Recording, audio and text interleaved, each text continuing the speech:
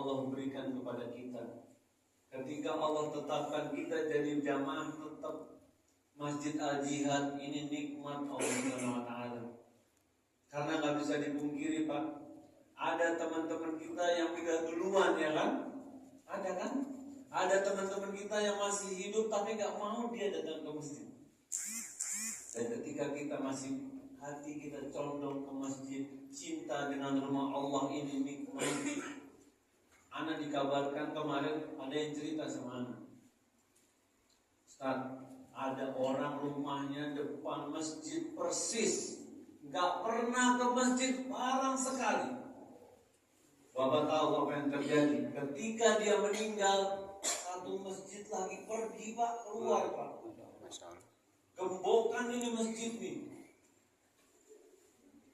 nggak bisa meminjam tempat buat mandiin jenazah, nggak bisa, mau disolatin nggak bisa.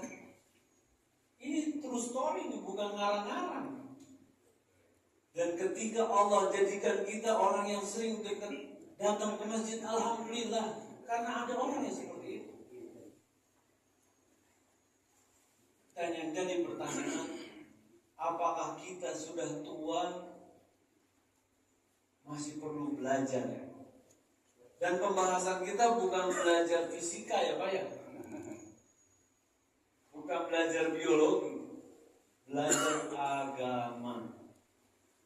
Kita lihat kisah seseorang di zaman tabi'ut tabi'in, generasi kedua setelah Rasulullah SAW. Tiba-tiba mendadak murtad, nggak ada istilah mendadak murtad. Itu dari satu maksiat ke maksiat lain, dan titik baliknya di situ. Syaitan bukan menggoda kita untuk langsung berbuat yang parah, Pak. Dia ulur kita sedikit demi sedikit. Betapa banyak kisah-kisah ulama yang akhirnya mereka jadi murtad, bahkan ulama nih. Di sini nggak ada ulama termasuk yang bicara. Orang biasa semua. Harusnya kita lebih khawatir. Jangan sampai merasa aman. Anak umroh, istri anak 11 orang wanita. Dia tanya sama istri anak. Jadi anak bimbing ini satu rombongan.